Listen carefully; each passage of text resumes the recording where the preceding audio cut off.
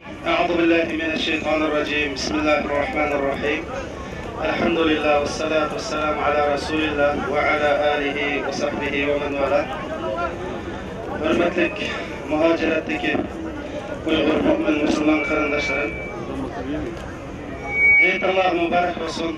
Allah subhanahu wa ta'ala kılan taat ibadetlerini kabul kılsın. Ailemi hatırcam. Tinangla selamet olsun. Dünyadaki zulüm çıkıvatkan Müslümanlar, bulunmuş Şarkı Türkistan'da zulüm çıkıvatkan Müslümanlara erkinlik, hürlük olsun. Bizge bugün hep oldu. Çünkü bu hep kimi oldu dediği vaxtada Ramazanda 30 gün özünün nefsi bilen küreş kılıp tutup kazananlar için bugün hep oldu. Ramazanda roz tutup, Ramazanda keçileri namaz okup, Ramazanda Kur'an okup, Ramazanda Leyletil Kadir keçisini beşidin ötküzgen, şu sebeplik günahı keçirilgen kişiler için hakikaten bugün kutluğuda et oldu. Abla damılarını çakırıp gene az söz edin. Nerede abla damılar? Neyse oturup. Bana demek biz günahımız mağfiret kılınsa, Allah'ın dergahida mana bu adamlar dozaqdan qutulgan adamlar degan sharafga erishgan kishilar uchun bugun haqiqatan hit bo'ldi. Alloh subhanahu va taolo mana bu hit xursandlik hitimizni xotirjam o'tgan nasib qilsin. Alloh subhanahu va taolo mana shu martga qarindoshlarniki har yili shunday qarindoshlarimizni mushaga chiqib hit qilishi haqiqatan bir rahmat etish Allah subhanahu wa ta'ala şu qarindoshlarimizniki g'ayratiga, himmatiga kuch bersin. Ularning qilgan xizmatini bir Allah subhanahu wa ta'ala qabul qilsin. Endi men shu hit munosabati bilan muhojiratdagi qarindoshlarga bir eg'iz bir nasihat qilmoqchi. Bu bo'lsa bu qarindoshlarim, bu nasihatni oldindan o'zim qilaman. Endi bu Ramazonda bir oy biz ro'za tutdik. Ulamalar bu Ramazan'ı 3 gün buldu, 3 türlü buldu. Birinci yıl Ramazan, fakat bir adam etigenden tatip keşkice yemeklikten çeklendi. Bu Ramazan'ı nurgun ulamalarımız mandaşetkanda Uygur türlerine esnaf kalının rozusu dedik kala. Yani bir vakit bir nesli kam yer kaldı. Ama müminin rozusu var dedi. Müslüman müminin rozusu yani normal Müslümanın rozusu kanda oldu dese.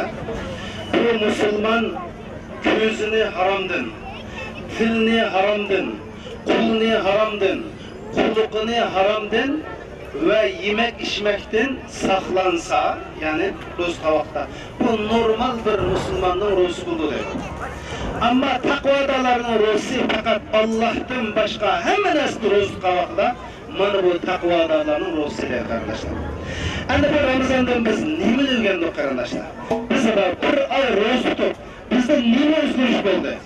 Shuning uchun har bir qarindoshlarimizning mushunga bir diqqat qilishni arzu qilaman. Bizningki dinimiz islom ummatini qurmoqchi bo'lgan chog'da mana bu besh barizidan qurgan qarindoshlar. Tavhid bilan ummat qurgan, namoz bilan ummat qurgan, Ramazon bilan ummat qurgan, haj bilan ummat qurgan. Ramazon bilan qanday ummat qurgan desam, Ramazonda hammamiz bilamiz. Bizning Allah subhanahu wa ta'ala ro'z orqali bizning taqvo bo'lishimizni bizdan talab qilgan. La'allakum tattaqun deb. Qanday taqvo bo'lmaymiz degan vaqtda birinchisi ro'z tutgan odam yolg'onchilikni tashlasa. Ikkinchisi shunday ommaviy so'rovlarda oljoq vaqirab to'plab ommaninki bir tinchlikni buzmasa deydi. Yani siz rozkan bo'lsanglar, fala yasqat deydi. Oljoq bo'lsin deydi qarindosh. Akşamız ayıp girip ancak doğru musun? Koşullar eziyet var mısın? İçtimai sorunlarda ancak doğrular Müslümanlar eziyet var mısın? Yani bizge medeniyet sahpa yokturdu arkadaşlar. Ramazan tutkan adam deydi. Roz tutkanlar ahlaksız gep sözlerine kırmızın deydi arkadaşlar. Yani üzünün balısını bir kamlaşmağın onun bunun isminden çağırılgan anılarımız var. Hey palani, hey pustanda, ayvallarının isminden özünün balını çağırgan adamlarını gördük. Ramazan deydi, sen bundak ahlaksız yerini kıma deydi arkadaşlar. Ramazan deydi, agar sen bir odam bilan so'qishib qolsang, urushib qolsang, faqat o musulmonga rabiya qaytarma. Seni tallamdı, uramdı, seni hakaret qiladi, men ro'stiragan deb sabr qilishgan, musulmonga aziyat berma, qo'shnilarga aziyat berma deb Ramazonda bizga mana ummatni mushta qurishimiz kerak. Mushunda madaniyatlik, safoliq, axloqliq Ramazon bizga buni o'rgatadi qarindoshlar. Demak, bizning mush qatorliq ishlarimizda o'zgarish bo'lgan bo'lsa, mana bularga bugun hech agar o'zgarish bo'lgan bo'lsa, hech o'ynayotgan bo'lsa, u o'ziga tasiyasiz bo'lsin. Shuning uchun qarindoshlarimiz, muhojirat qarindoshlar, mushu ommaviy madaniyat safoga, pokizlikqa, axloqqa, yurish turishga biz Uyg'ur musulmonlari, bu ayollarimiz bir alohida ahamiyat bersin. Chunki bizning ayollarimiz qarash qilan taqvo, isil bir mo'min musulmon suhbatida yashaymiz. Biz hammamiz hijobliq, hammamizning saqli bor.